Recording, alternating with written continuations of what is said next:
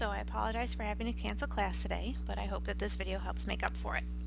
As a quick review, we started thinking about the independence and association of two categorical variables. And the example we've been looking at is the relationship between a person's generation and their views on marriage. So whether they believe that marriage is obsolete and whether they are millennial, Gen Xer, Boomer, or age 65 plus. And these are data from 2010, so these are sort of old data.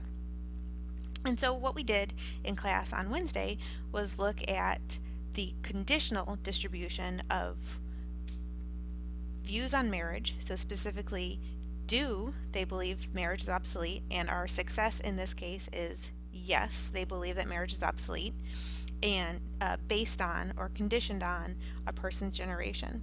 And we found that conditional distribution to be 0.44 for people who are millennials, 0.429 for people who are Gen Xers, 0.35 for people who are boomers, and 0.322 for people who are 65 or older.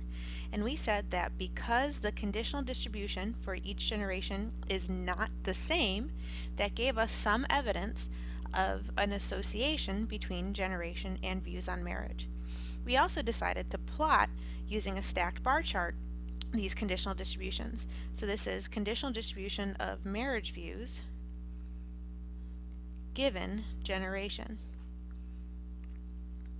And we can see that the proportion of millennials and the proportion of Gen Xers who believe that marriage is obsolete is higher than the proportion of boomers and the proportion of those who are 65 plus who believe that marriage is obsolete. So again, because those proportions are not the same, so the probability of a success, which is our response, differs depending on the level of our categorical explanatory variable. That is evidence of an association between the response and the explanatory variable. So remember, an association means that response changes depending on the level of the predictor. So when we were doing regression, we wanted to see something like this. So as the explanatory variable x changed, did we have a change in the mean response? And so if the mean response changed, that was evidence of an association. Similarly, for ANOVA, if we saw something like a change in the mean response for at least one of those levels of our categorical predictor, that was evidence of an association between a categorical predictor and a quantitative response, because the mean was not always the same. With a categorical response, we care about whether the probability of success, not the mean, but whether the probability or the proportion changes depending on the level of the predictor. And that's what we're seeing here. The probability of success is not always the same. So let's formally define this.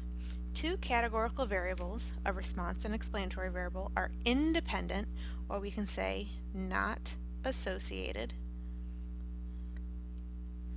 if the population conditional distributions, so we're thinking if the population for one variable are identical at each category of the other variable.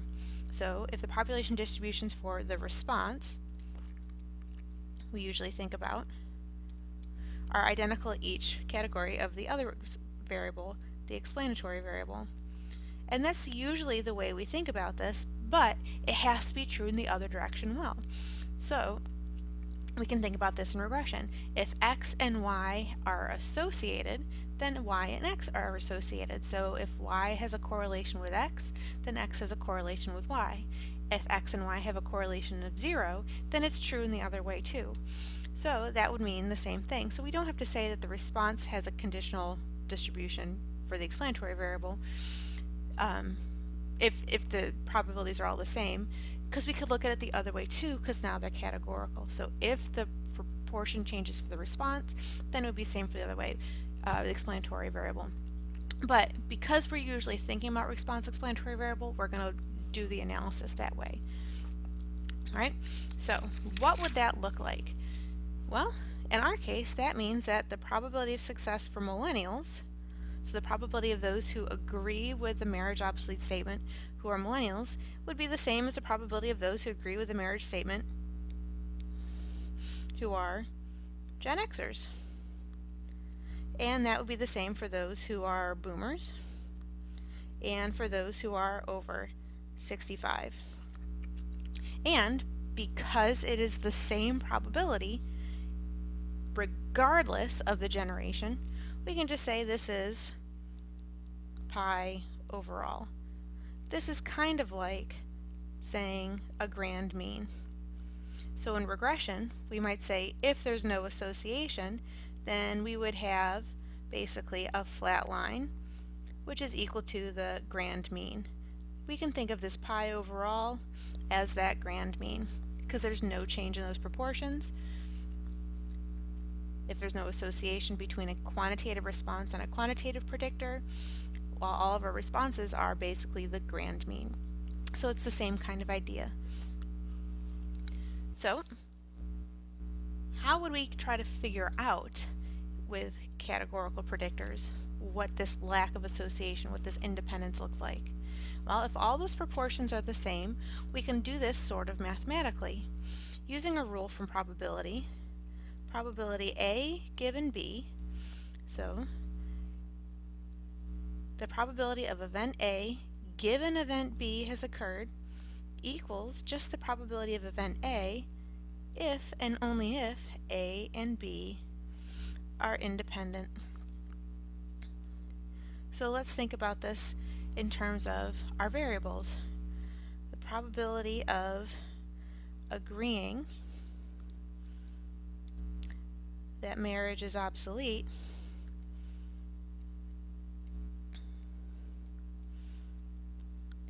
given your generation, that's just going to be the probability that you think that marriage is obsolete if and only if your generation is independent of your views on marriage. And that's what we're trying to figure out. So we can use this rule. And so that's what this is saying up here. So if your views on marriage, if the probability that you agree that marriage is obsolete is independent of your generation, well, that's just the probability that you agree that marriage is obsolete regardless of your generation. So we don't know what pi overall is because this is a probability, population parameter, but we can estimate that with our sample proportion. So we can come up with a p hat overall.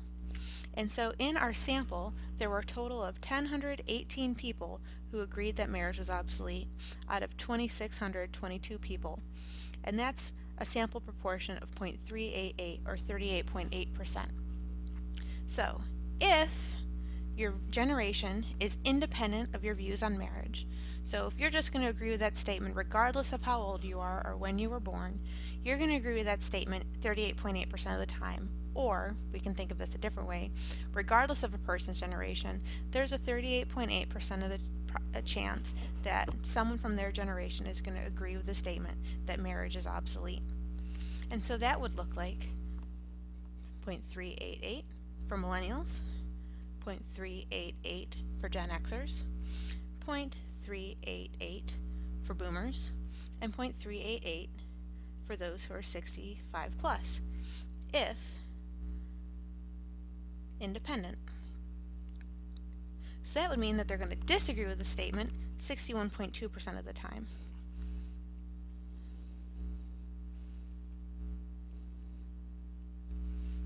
And of course, that means the totals are still 1.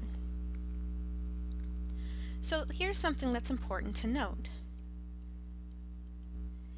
Independence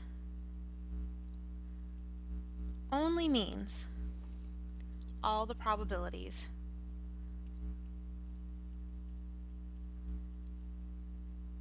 are the same. This is the same thing that we thought about when we were doing our hypothesis test for two proportions. We just hypothesized that pi 1 is equal to pi 2, not that pi 1 equals pi 2 equals 0.5.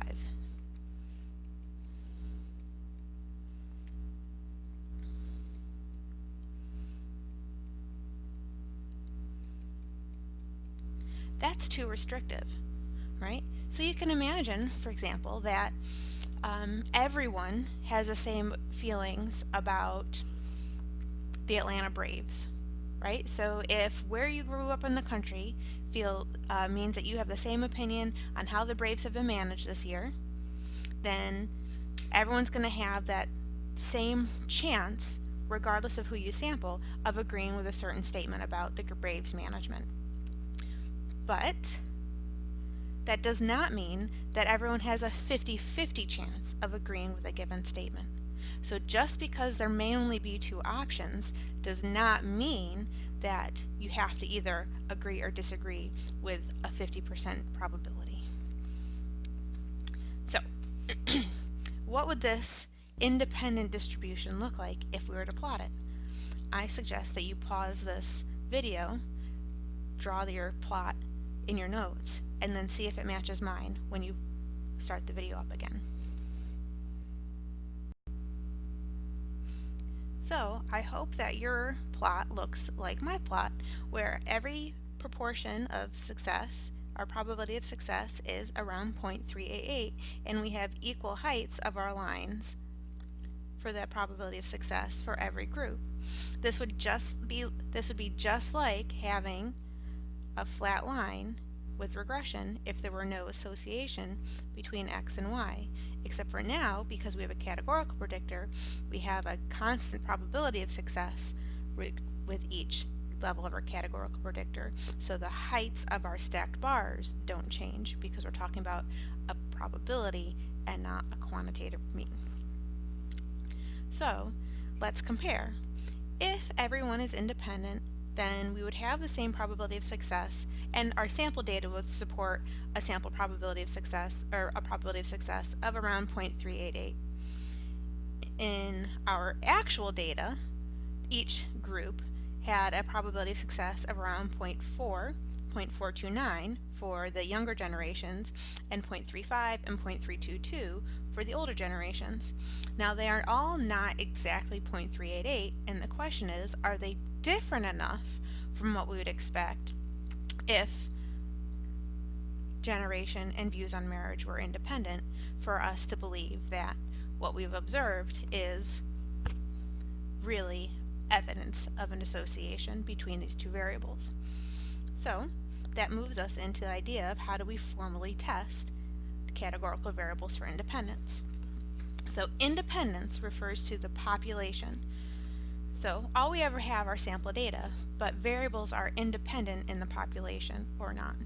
So could the observed sample association, the evidence that we observed where the younger generations agreed with the statement at a higher rate than the older generations, just be due to sampling variation?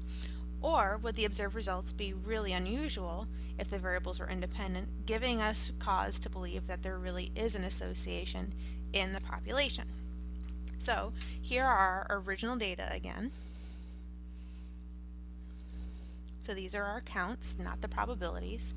And we want to say, well, based on these data, or using these data, we want to test those two questions.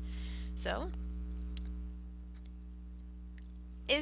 are these two variables completely unassociated? So our null hypothesis is there is no association between generation and marriage views.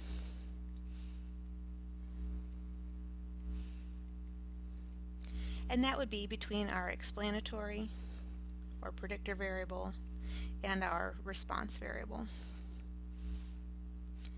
And if this is in fact the case, then what we're saying is we've observed results just by random chance. And we're seeing language that we've seen before. The alternative hypothesis is that no, there really is an association. What we've observed is due to an association between these variables that really exists. So that would be there is an association between generation and a person's views on marriage. So that means our observed results are unusual if really independent.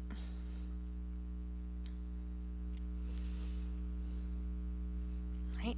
So we're setting this up the same way we always do. There are two possible explanations for the differences we observed.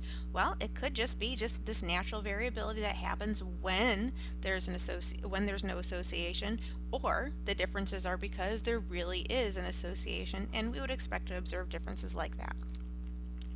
So we want to think about, well, how do we compare things? We could compare the proportions the same way we had just done, where we looked at the conditional distributions that we observed versus the conditional distributions that we would expect to see if there were no relationship.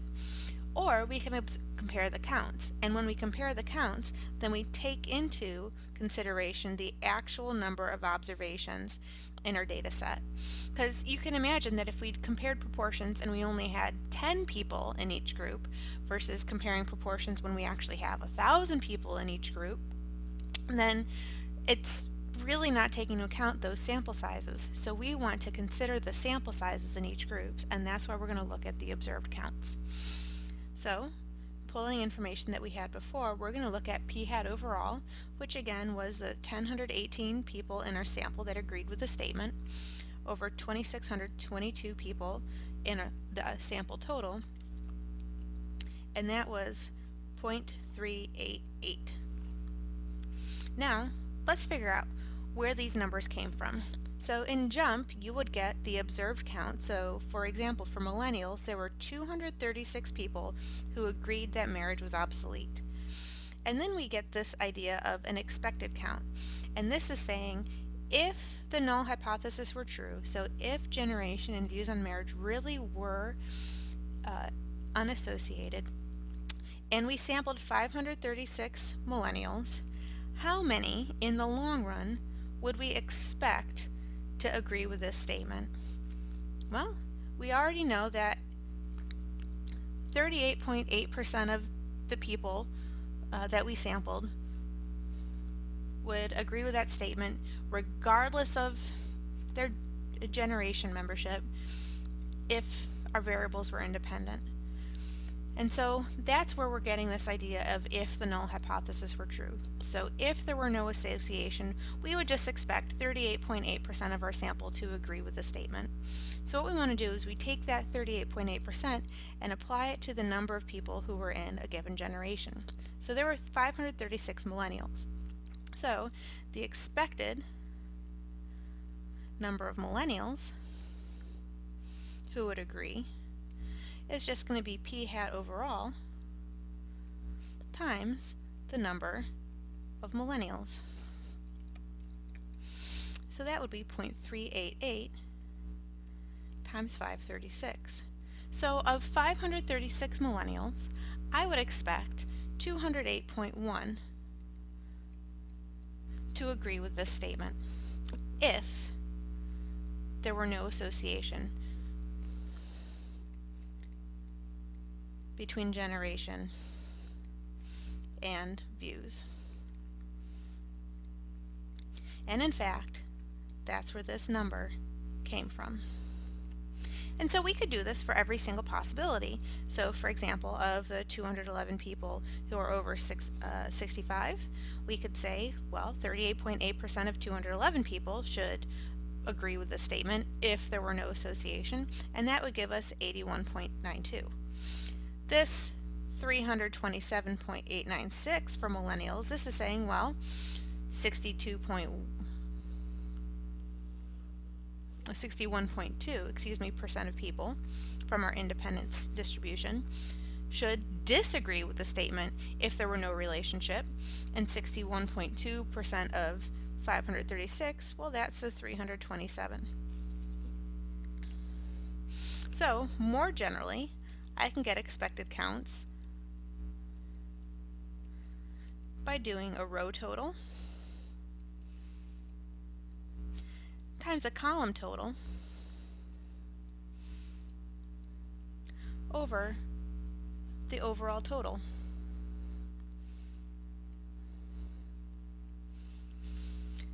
So for the millennials, this would be 1,018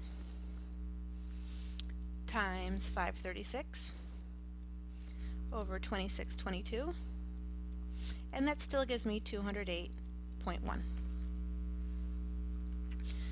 So why do I care about the expected counts? Well, when we were looking at the conditional distribution for independence and association, so for our actual data and what we would expect if generation and marriage views were independent, we said, well, if they were independent, we would see something like 38.8% of all millennials to agree with the statement.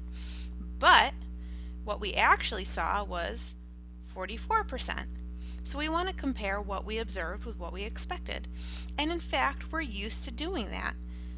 If we think about a z-test statistic, so a z-obs, we usually do statistic minus hypothesized value, so this would be a parameter, over the standard deviation of our statistic.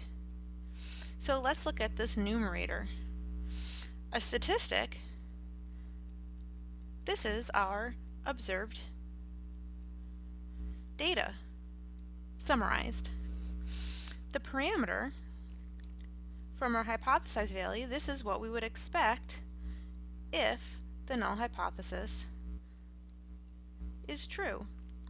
So whenever we've done a z-test or a t-test, we've already done an observed minus expected thing. So if our statistic is very different from our hypothesized value, we've said that that's a large effect, that what we've observed is very different than what the null hypothesis is predicting. And similarly, if we've seen a statistic that is very similar to the hypothesized value, then we've said that that's a very weak effect, it's a very small effect, and it's something very similar to what the null hypothesis is predicting. So all we're doing is the same kind of idea here.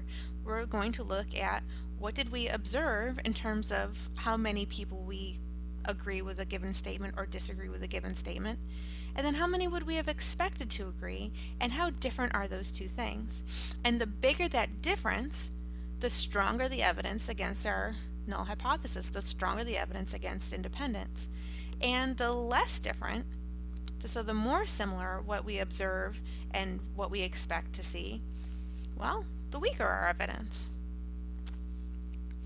And in fact, that's where we get our chi-squared test statistic. And I want to emphasize that this is in fact a chi-squared test statistic because we are squaring a chi value. So for example, and this is a small digression, if you were to write this term x squared, you would call it x squared.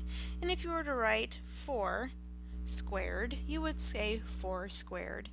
And so because this is a chi-squared, and in fact we are squaring a term, it is a chi-squared statistic. JUMP does not include that D. JUMP calls it chi-square. The book calls it chi-square, and they are both incorrect. So if you want to stay on my good side, you will refer to it correctly as the chi-squared distribution, and you will go and spread the gospel of the chi-squared statistic. So the chi-squared statistic is an overall measure of how far the observed cell counts fall from the expected cell counts in a contingency table when the null is true. So these expected cell counts come from the assumption that the null is true. Just like a z-score is based on the assumption that the null is true, and a t-score is, and the f statistic is. So this is not any different than anything we've done before.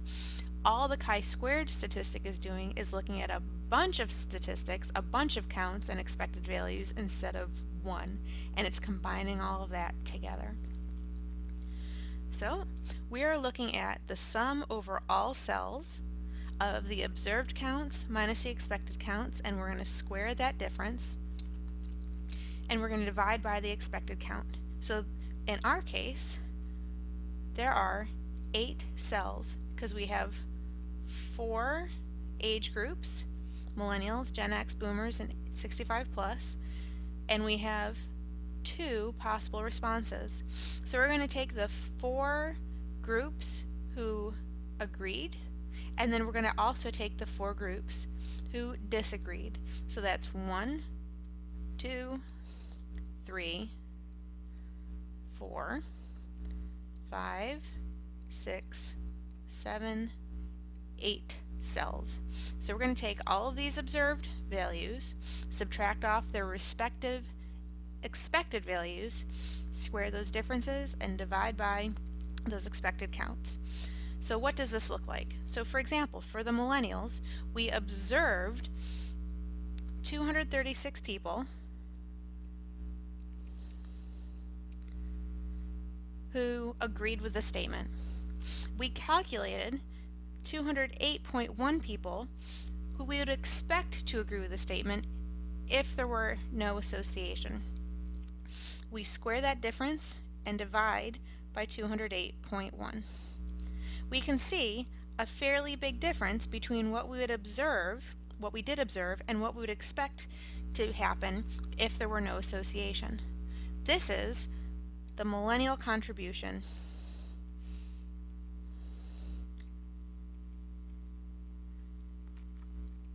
to the chi-squared statistic when answer is yes. We can also do it for when the Millennials disagree. So that would be the 300 people who actually disagreed with the statement minus the 327.9 people who we would expect to disagree, square it, and divide by 327.9. And we're going to do 6 more terms, and we would end up with the Boomers who disagreed. So there were 143 Boomers who disagreed. We would have expected 129.1 Boomers to have disagreed, and we divide by 129.1 after squaring that numerator. There will be a total of 8 terms, 1 for each cell. If we add all of these up, so each of these little cells' contributions up, our chi-squared test statistic will be 22.258. There are no units on this. Or you might think of this as like people squared, but there are no units. And then we might want to think about, is this big or not? So we come over here and we think about what this distribution might look like. Every one of these bars in this histogram is populated by many, many, many possible chi-squared statistics.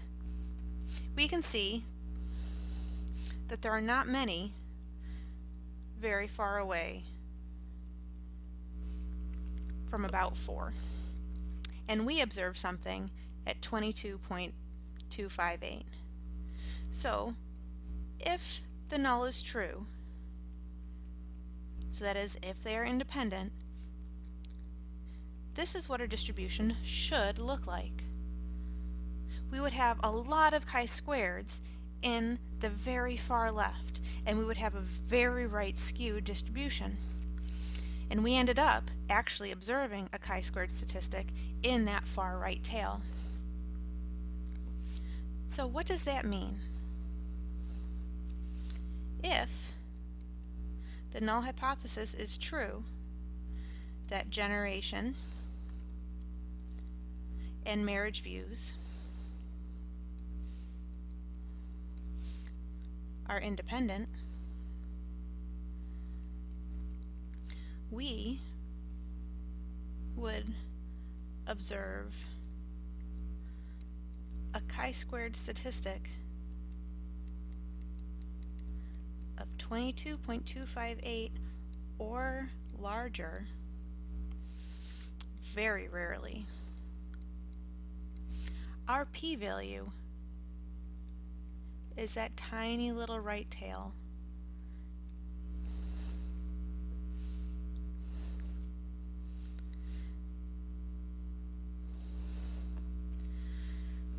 So because we have this very large chi-squared statistic, if the null is true, and because our p-value is so small, we observe something very rarely by chance, if there really is independence, we have strong evidence against the null hypothesis. We have strong evidence supporting an association.